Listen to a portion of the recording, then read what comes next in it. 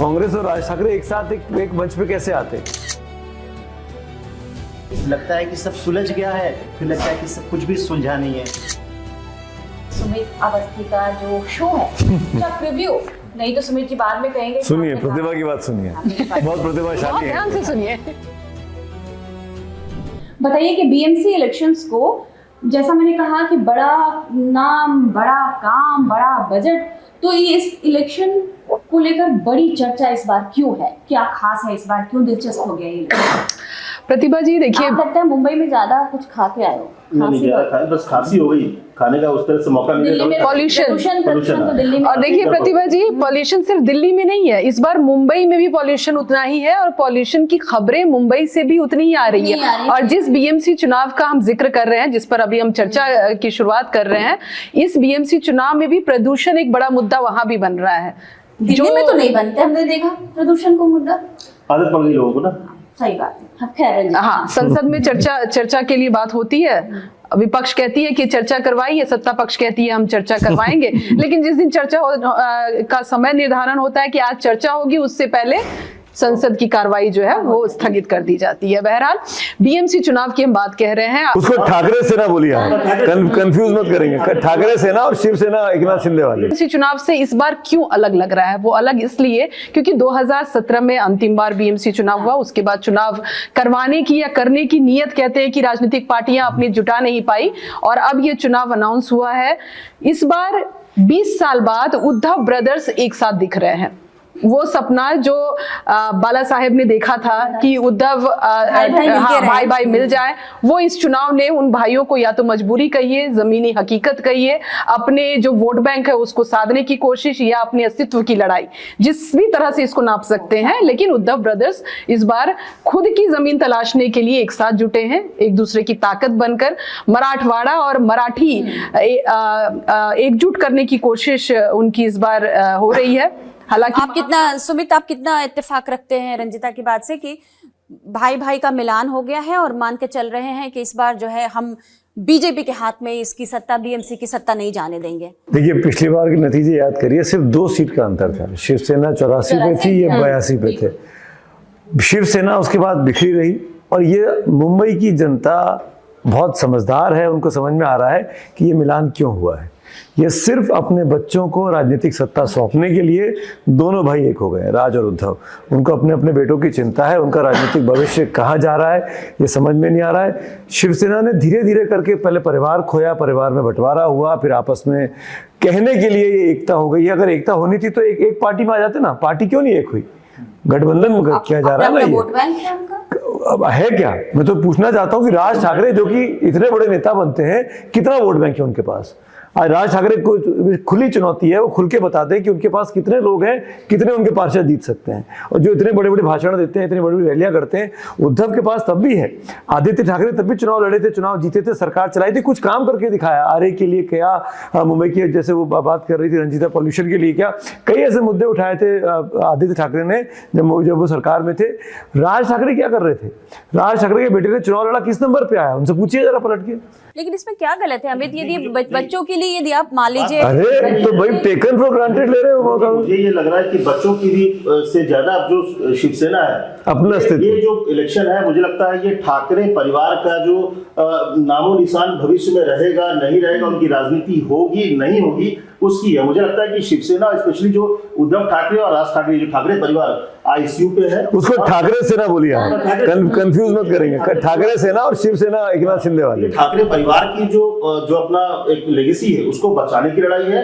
वो परिवार आज की डेट में आईसीयू में है, बिल्कुल। उसको जो मेडिसिन मिलती थी वो बीएमसी से। ये बीएमसी जो है 75,000 करोड़ का जो पूरा बजट वाला है, ये बीएमसी पिछले 20-25 साल से शिवसेना के अंडर में था। तो ये मुझे लगता है, इसीलिए उनको पता है कि अगर ये चुनाव अगर हार गए, वो इस बार सत्ता से बाहर हो गई, तो ठाकरे परिवार का नाम लेने वाला भविष्य में कोई बचेगा नहीं। और जो धीरे धीरे जो उसके कुछ लोग बचे हैं ना, जो मैक्सिमम लोग शिवसेना में चले गए हैं शिंदे के साथ, तो जो थोड़े बहुत बचे हैं, जैसे आप पावर से बाहर हो जाएंगे तो उनके पास कुछ भी नहीं बचेगा। जो बचे कुछ लोग या तो बीजेपी या शिंदे के साथ। तो ये मुझे लगता है कि इस लिहाज से ये टर्निंग पॉइंट वाला इलेक्शन है कि ठाकरे परिवार का भविष्य क्या होगा, यह तय होने वाला है। रवि, आप मुंबई से आए हैं, मुझे ये बताइए कि क्या ये जो बात कह रहे हैं कि अस्तित्व की लड़ाई है ये ठाकरे परिवार के लिए, आपको भी ऐसा महसूस हुआ है वहाँ ग्राउंड पे कि हाँ ये लड़ाई जो है अब अंतिम लड़ाई की तरह है उनके लिए, कि इस बार नहीं तो फिर नहीं?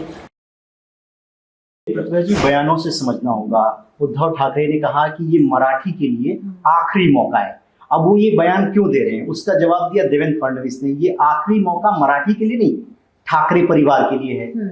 और राज ठाकरे के आने से एक नेगेटिव पॉइंट भी उनके साथ जुड़ेगा, क्योंकि उत्तर भारतीयों को पीटने के लिए वो बदनाम है। राज ठाकरे जी, राज ठाकरे, देवेंद्र फडणवीस ने एक नई चाल चली है। आप देखिए, चुनाव होने वाला है, लेकिन लगभग 70 जो हैं वो जीत चुके हैं, 69 अनअपोज्ड। भाई, आपका कैसा महागठबंधन है? आप कैंडिडेट नहीं दे पाए बीएमसी में, मुंबई के अंदर कैंडिडेट नहीं दे पाए। ये तो प्लानिंग है। मेरी जानकारी के मुताबिक 3 बड़े नेताओं को भारतीय जनता पार्टी ने दिल्ली से मुंबई भेज दिया है। एक तो वहीं के हैं, उनको वहीं रोक लिया गया है। नाम लीजिए ना। विनोद तावड़े की ड्यूटी वहां लगी हुई है, ऑलरेडी वहां काम आप कर रहे नाम पर बहुत जोर दे रहे हैं। और क्या पता, पूरी क्लैरिटी रहनी चाहिए। और 2 प्रवक्ताओं को उन्होंने बोला कि मैं सोमवार को दिल्ली आने वाला हूँ, आपसे मुलाकात करूंगा। तो मैंने फोन किया कि आऊं क्या आपके पास मिलेंगे?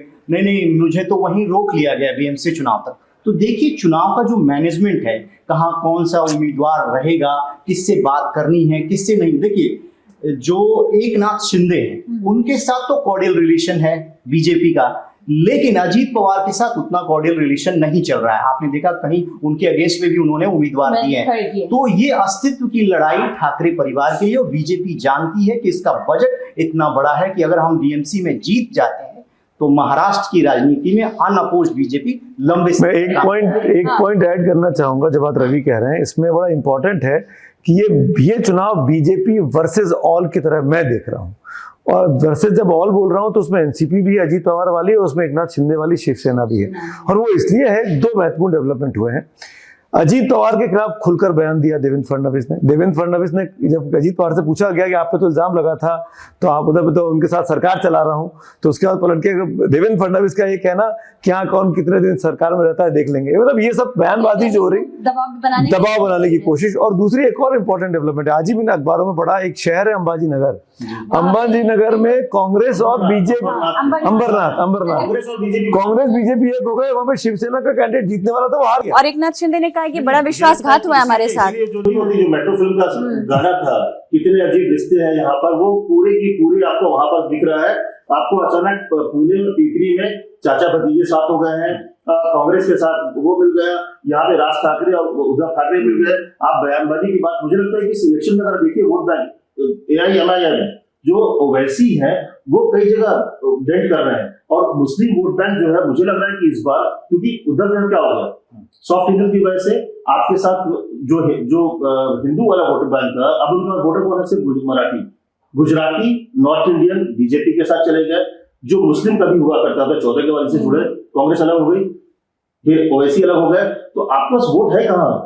आपके कोई वोट कुल मिला के जो यही वजह है वोट बैंक की जो बात कर रहे हैं अमित जी आप, यही वजह है कि शाखा टू शाखा उद्धव ठाकरे भी घूम रहे हैं, आदित्य ठाकरे भी घूम रहे हैं। ये शाखा जो कॉन्सेप्ट है, हम समझते हैं शाखा जो है वो सिर्फ आरएसएस और बीजेपी जो है उनका कॉन्सेप्ट है, लेकिन शाखा का कॉन्सेप्ट शिवसेना का भी है, सबसे पुराना कॉन्सेप्ट है। और शाखा में क्या होता है कि जो वहां की जनता है, चाहे वो आपके वोट बैंक हो या ना हो, वहां उनकी अगर जो भी परेशानी है, चाहे उनको अस्पताल में भर्ती करवाना हो, बच्चे का एडमिशन करवाना हो, घर की कोई ऐसी माली हालत है उसको लेकर अगर कोई बात करनी हो, तो शाखा में लोग जाते हैं, निवारण करते हैं, वहां एम्बुलेंस खड़ी रहती है हर शाखा पे, और वहां जाकर वो अपनी जो चीजें हैं वो कहते हैं। तो अब ये स्थिति हो चुकी है उद्धव ठाकरे की कि बेटे और पिता दोनों शाखा टू शाखा विजिट कर रहे हैं, ताकि वो अपने वोट बैंक को इकट्ठा करके रख सकें। ये जो पूरी कहानी अभी रंजीता और अमित ने कही ना, उसमें ये बात समझने की है कि सब लोग बीजेपी के अगेंस्ट में एक हो रहे हैं अपने अपने धड़ों में,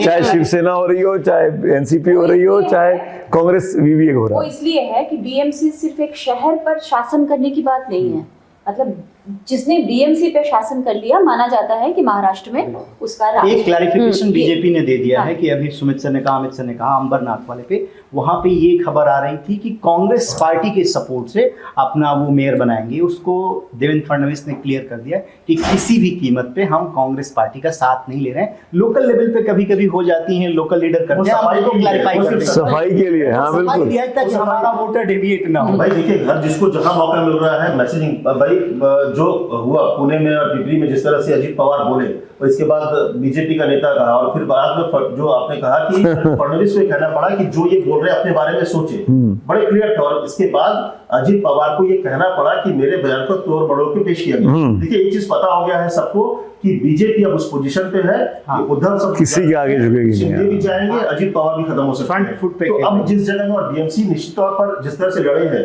संख्या 127-28 पे बीजेपी लड़ रही है, संख्या ज्यादा उसकी होगी। मेयर अगर बीजेपी और जीतते हैं लोग तो मेयर बीजेपी का होगा। इसके बाद की राजनीति अब समझ लीजिए कहाँ जाएगी। अब जब उस पर अगर अब देखिए तो पूरी कांग्रेस की राजनीति देखिए प्रतिभा कहाँ जा रही है। हम इतनी देर से उद्धव परिवार पे बात कर रहे हैं, हम कांग्रेस इतनी की कहीं कोई देर चर्चा से नहीं बीजेपी पर बात कर रहे हैं और कांग्रेस की कोई बात रंजिता, नहीं आप हो क्या रही है। करोगे? बिल भी ऐसे कवर करते हो आप? ऐसी स्थिति कांग्रेस की क्यों हो गई? गुरदास क्या कामत, कांग्रेस ने अपने किसी बड़े नेता को बॉम्बे में डिप्लॉय किया जैसे बीजेपी ने देखिए 3 नेता भेजे? हाँ बिल्कुल, मैं क्योंकि जब रवि से काम करती है ना सुमित जी, आप हर इलेक्शन में देख लो, उसका जो माइक्रो मैनेजमेंट होता है बिल्कुल नीचे के लेवल देवेंद्र पर फडणवीस खुद रैली खुद करते हैं, रैली करते हैं। बीएमसी चुनाव भी लोकसभा चुनाव की तरह बीजेपी लड़ती है और कांग्रेस लोकसभा चुनाव को बीएमसी चुनाव की तरह भी नहीं लड़ पा रही। कांग्रेस का प्रदेश कांग्रेस के अध्यक्ष साथ कौन है? दिक्कत क्या हो रही है? आजकल प्रदेश अध्यक्ष वर्षा कौन है? गायकवाड़। वर्षा गायकवाड़ अकेले आपने चुनाव बहुत- लड़ती हुई दिख नहीं, रही मुझे नहीं है। याद था, मैं भूल गया था, समझ सॉरी। रहे हो आप क्यों पूछ रहे हैं? नहीं आपको याद था, सीरियसली बोल रहे हैं। फिर नहीं ये इस वजह से मैं कह रही हूँ कि अभी जो, क्योंकि हम लोग भी कुछ लोगों से बातचीत कर रहे हैं, वहां घूम कर आए हैं, सारी चीजें देख कर आए हैं। वर्षा गायकवाड़ अकेले चुनाव लड़ती हुई वहां दिख रही है। कांग्रेस के कई धड़े हैं, कई नेता हैं जो उनके साथ नहीं है, ना तो फील्ड में वो दिख रहे हैं, ना फाइनेंशियली उनको किसी तरह से मदद कर रहे हैं। और सबसे बड़ी वजह वो ये बताई जा रही है कि वहां नेताओं की जो गुटबाजी है, जो हमेशा से कांग्रेस की एक बड़ी परेशानी रही है, गुटबाजी ने कभी कांग्रेस को फायदा नहीं दिया है, हमेशा नुकसान ही दिया है। और ये बीएमसी चुनाव में भी दिख रहा है। लीडरशिप से वो बात कर रही है, नए बड़े लिस्ट बनाए जा रहे हैं प्रचार के लिए, जिसमें कर्नाटक के मुख्यमंत्री का नाम है, तेलंगाना के मुख्यमंत्री का नाम है, लेकिन कंफर्म कोई नेता अभी तक किया नहीं है।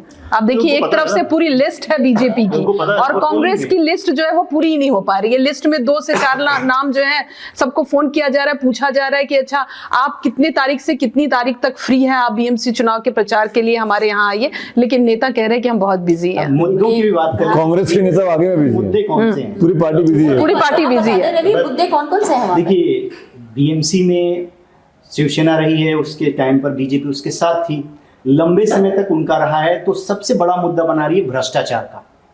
बीजेपी जो है इस बार सबसे बड़ा मुद्दा बना रही है भ्रष्टाचार का।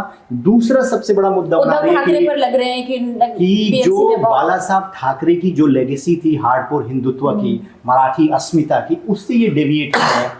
ये लोकसभा चुनाव में इनको माइनॉरिटी वोट बैंक भी चाहिए, इनको कांग्रेस का भी साथ चाहिए, अपने लोगों को ये भूल गए। तो 2 बड़े मुद्दों को वो टारगेट करेगी। पहला पर भ्रष्टाचार, रवि मुझे बताइए कि अगर करप्शन का मामला उठाता है तो बीजेपी तो साथ में रही है हमेशा, हाँ, तो क्या वो करप्शन के लिए खुद वो जिम्मेदार नहीं है? देखिए अब तो अगर आप करप्शन उनको बोलेंगे तो आप भी तो करप्शन है। बीजेपी वॉशिंग मैं मशीन वही कह रहा हूँ कि अब तो वो अलग हो गई है। एजेंडा किस तरह सेट करते हैं, वो सेट कर रही है काउंटर narrative। किस तरह से करती है। ये जो मुस्लिम वाली बात हो रही है, जो जिस तरह से उसमें अब जैसे 8 से 10 कैंडिडेट दिया है बीएमसी में भी मुस्लिम, उसमें कैंडिडेट ने वहां पर बकायदा उर्दू में, उद्धव ठाकरे की पार्टी जो है उसके उर्दू में प्रचार किया है अपने बारे में। अब बीजेपी इसको मुद्दा बना रही है कि क्या अगर बाला साहब ठाकरे होते तो क्या उर्दू में और इस तरह से कोई प्रचार करता आपकी पार्टी में? रंजीता बताएगी कि ये कांग्रेस के नेता हैं, उन्होंने बोला कि जो न्यूयॉर्क का मेयर है ना भाई, अभी बना है, मुस्लिम है, तो वैसा मेयर चाहिए हमको। क्या हिंदू, क्या गुजराती, क्या मराठी, तो मांग तो ये भी हो रही है कि पढ़ा लिखा देखिए कांग्रेस तो महाविकास अघाड़ी जो है वो खत्म हो चुकी है। उद्धव ब्रदर्स एक तरफ है, कांग्रेस प्रकाश अंबेडकर के साथ चुनाव लड़ रही है। 62 सीटें प्रकाश अंबेडकर को दी गई है, बाकी सीटों पर कांग्रेस चुनाव लड़ रही है। और कांग्रेस कह रही है हम प्रांत की बात नहीं करते, हम धर्म की बात नहीं करते। और अंबेडकर को साथ लाने की जो साधने की कोशिश, संविधान जो लगातार राहुल गांधी संविधान लेकर संसद में बोलते हैं, सभाओं में बोलते हैं, तो वो एक कोशिश कांग्रेस की तरफ से। एक और की इस बार बहुत इस बात को लेकर नाराजगी कांग्रेस के स्टेट लीडरशिप में थी कि एक तरफ उद्धव और राज ठाकरे एक हो गए हैं तो कांग्रेस को सीटें कम दी जा रही थी, कार्यकर्ता नाराज थे। कांग्रेस को ये पता है कि इस इलेक्शन में कांग्रेस कहीं भी जमीन पर नजर नहीं आ रही है, लेकिन सिर्फ अपने नेताओं, जमीनी कार्यकर्ताओं को खुश करने के लिए कांग्रेस इस बार अकेले चुनाव लड़ने की कोशिश कर रही है। कांग्रेस कैसे लड़ती राज ठाकरे के साथ? इस अलायंस में कांग्रेस और शिवसेना, मतलब दोनों भाई ठाकरे बंधु कैसे हो सकते थे? कांग्रेस और राज ठाकरे एक साथ एक मंच पे कैसे आते? ये बहुत बड़ा स्टेप होता है कांग्रेस के लिए। चलिए सुमित, मुझे एक सवाल का जवाब आपने से चाहे जो भी दे सकता है। देवेंद्र फडणवीस ने एक इंटरव्यू, आसान सवाल होगा तो मैं दे दूंगा, बाकी कठिन के लोग सवाल तो पूछने दीजिए। उन्होंने अपने लिए पहले महाराष्ट्र के सीएम ने एक बयान दिया एक इंटरव्यू में हाल ही में कि इस बार जो मेयर होगा वो मराठी हिंदू होगा। तो अभी हम इससे पहले जो बात करेंगे तो सुमित जी ने पूछा कि मराठी में कोई मुस्लिम भी होता है क्या? आपसे पूछा तो इसका क्या मतलब है? इसका बहुत क्लियर है, क्योंकि यहाँ शुरू हुआ कि मतदानी की बात होगी, उस तरह से मुसलमान क्यों नहीं हो सकता है। और शिवसेना ने, क्योंकि शिवसेना का जो कोर वोटर है वो मराठी है, तो उन्होंने एक तरह से दावा चल दिया कि मैं मराठी होगा, क्योंकि उनके पास लास्ट ऑप्शन है और राजा और उद्धव साथ में है। तो बीजेपी क्या करती है? लेकिन बीजेपी का कोर इशू क्या है? हिंदुत्व। तो बीजेपी ने इसने एक तरह से, फडणवीस ने वो लाइन तय कर दिया कि हाँ बॉस, मराठी तो होगा लेकिन हिंदू होगा। तो उससे क्या हुआ, इसने दो चीजें साधने की कोशिश की कि हम मराठी के साथ, बगैर कहे उन्होंने ये कहा कि ठाकरे वाले जो है वो मुसलमानों के साथ है। बस जोर देकर कहा गया है उद्धव ठाकरे मेरा मराठी और हिंदू है। तो ये क्लियरिटी देने की कोशिश की, मतलब बीजेपी अपनी पिच पर ले आई, जो जिसकी वो माहिर है पोलराइज करने की, उस पिच पर ले आई, हिंदू मुसलमान करने की। चुनाव भी अब उसी मुद्दे हाँ, बिल्कुल। आपको